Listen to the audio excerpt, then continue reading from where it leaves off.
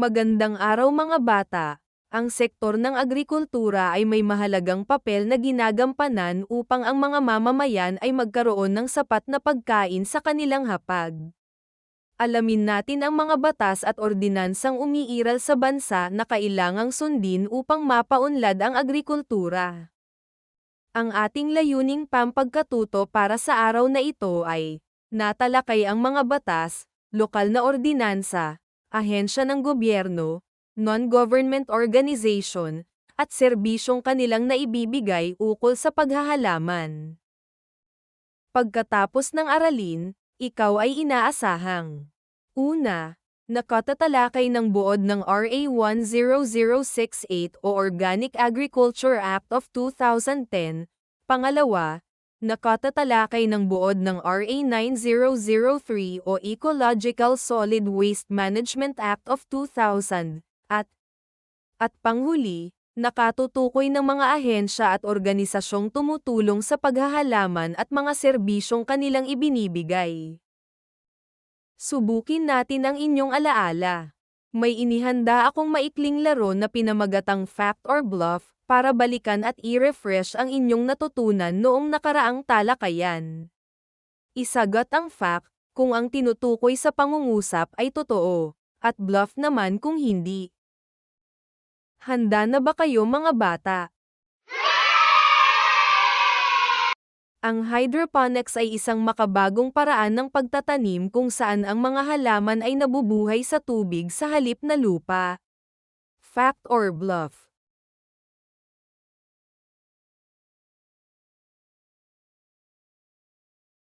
Ang tamang sagot ay fact. Ang mga plastic containers ay hindi maaaring gawing paso o pagtaniman ng mga halaman. Fact or bluff?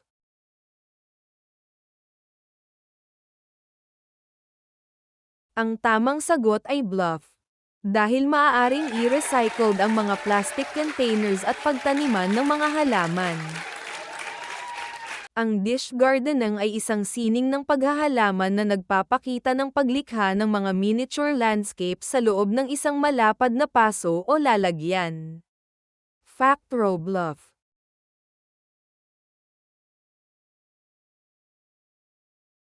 Ang tamang sagot ay fact.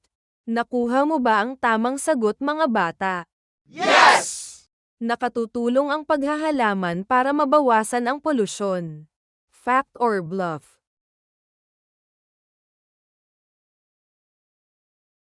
Ang tamang sagot ay fact. Narito na ang ating huling katanungan. Handa na ba kayo? Hindi maaaring magtanim ng halaman ang mga taong nakatira sa lungsod o may maliit lamang na espasyo sa bahay. Fact or bluff?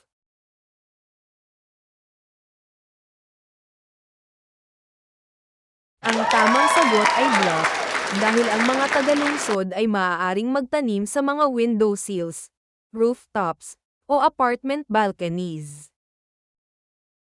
Ilan ang nakuha mong tamang sagot mga bata? I-comment ang inyong score sa ibaba. Alam nyo ba na ang batas ay isang mahalagang bahagi ng ating lipunan? Ito ay nagbibigay ng mga alituntunin at regulasyon na nagpapahayag ng mga karapatan at responsibilidad ng mga mamamayan. Ang mga batas ang nagpapahayag kung ano ang tama at mali, at nagpapataw ng mga parusa para sa mga lumalabag nito.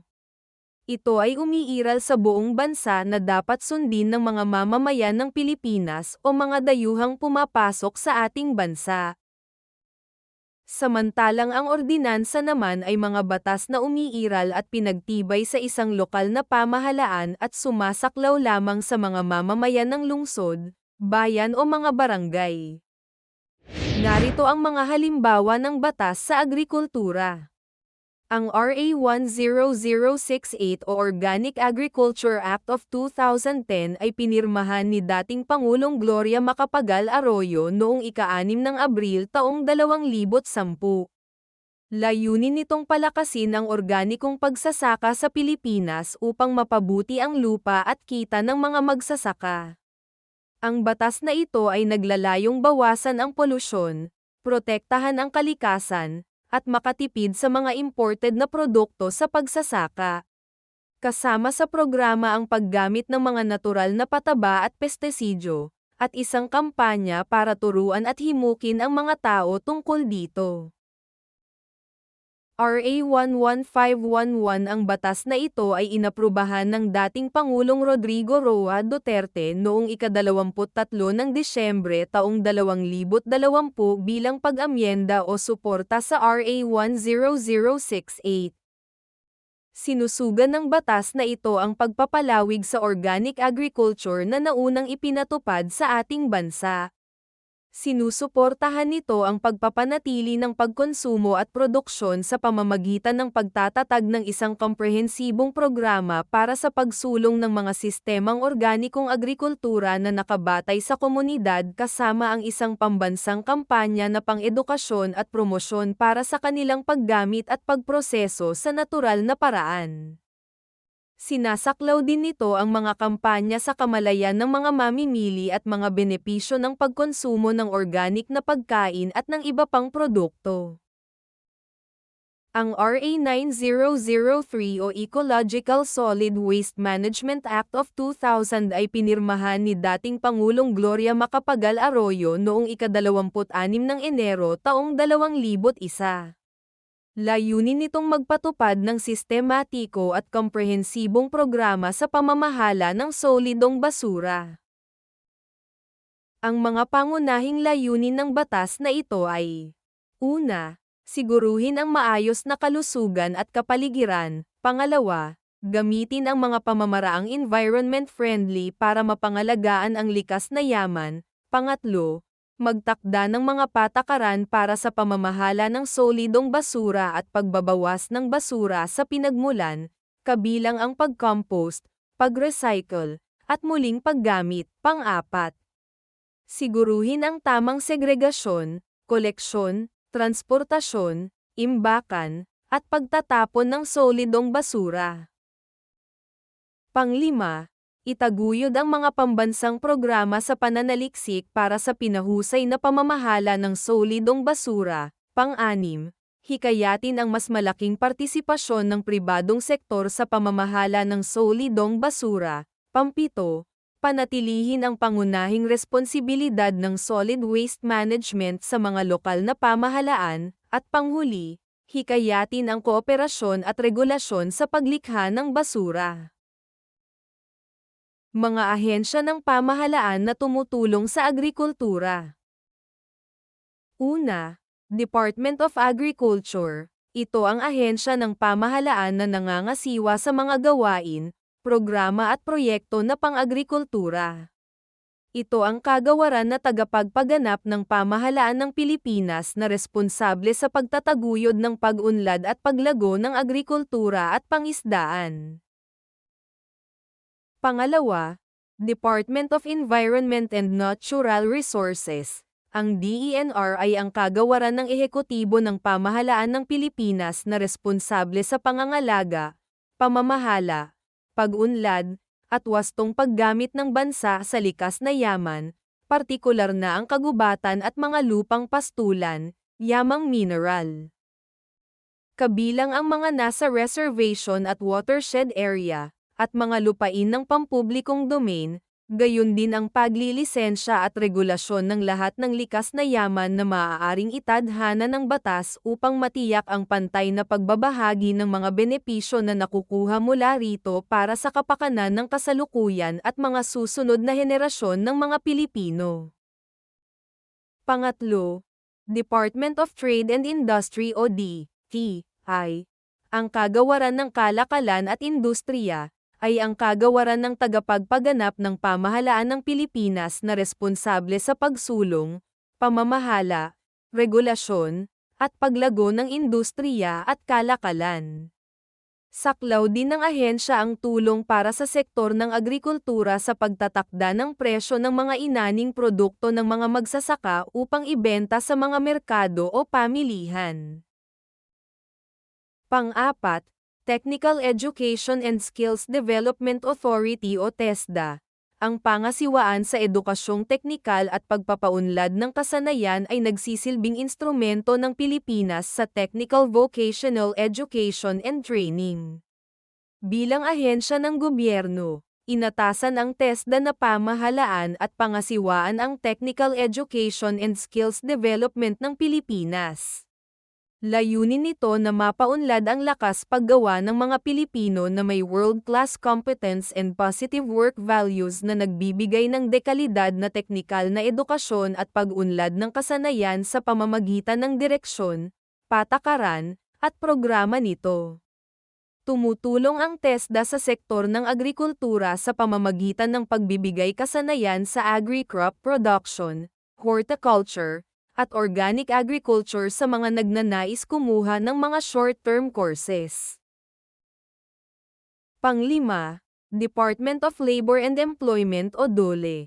Ang kagawaran ng paggawa at paghahanap buhay ay isa sa mga kagawaran ng tagapagpaganap ng pamahalaang Pilipino na inatas ang bumuo ng mga patakaran, magpatupad ng mga programa at serbisyo, at magsilbing sangay ng ehekutibo sa larangan ng paggawa at trabaho. Ito ay inatasan sa pagpapatupad ng mga probisyon ng Labor Code na makataong maipatupad ang nararapat na sahod at benepisyong kailangang matanggap ng isang manggawa sa mga pribadong sektor.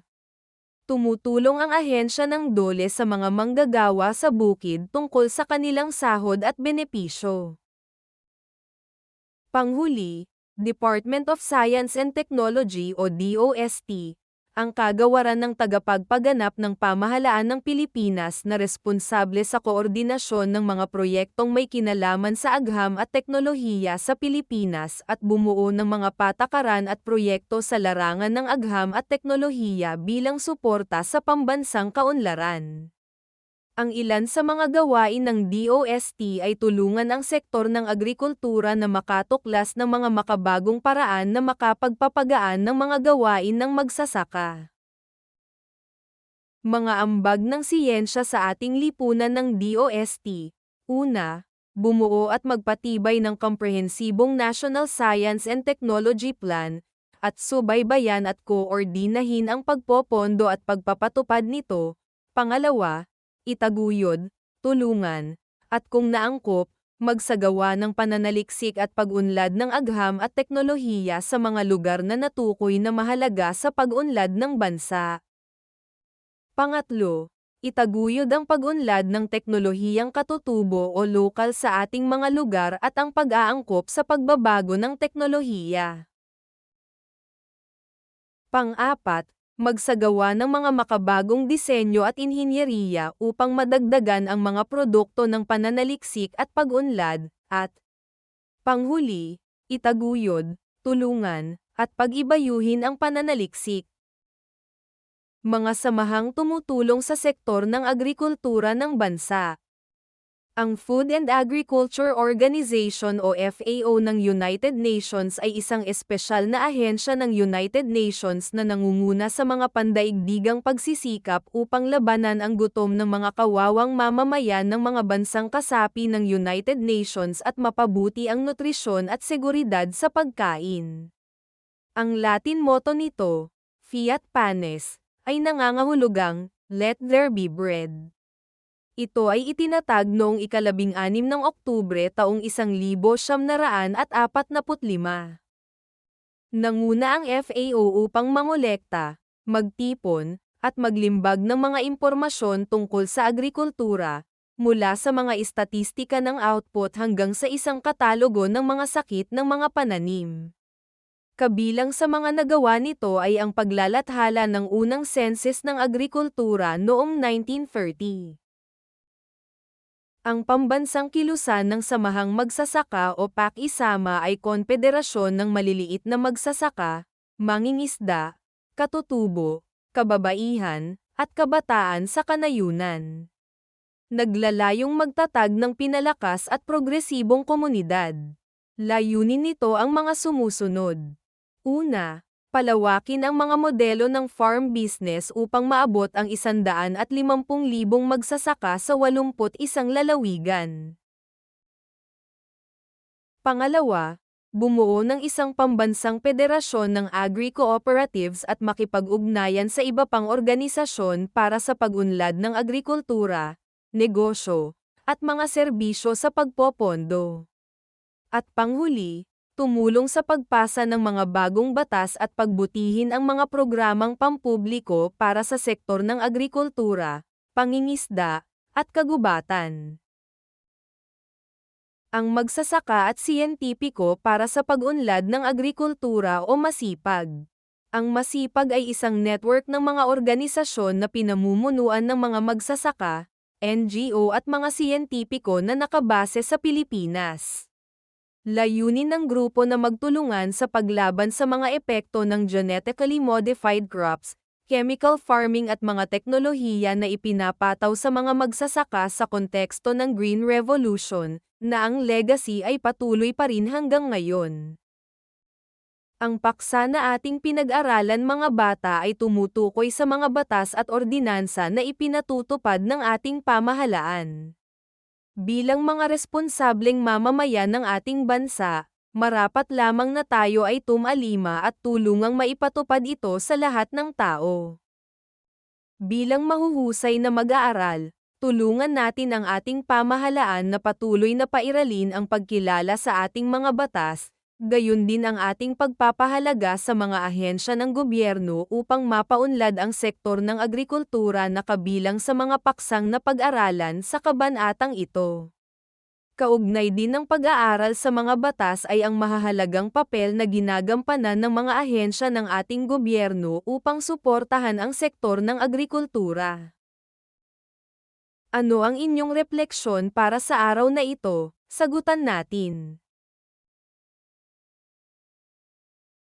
Unang gawain.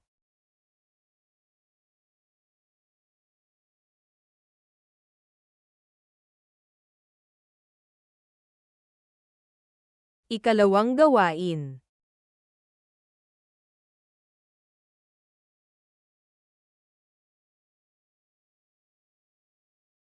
Sagutan natin ang ating pagsusulit para sa araling ito.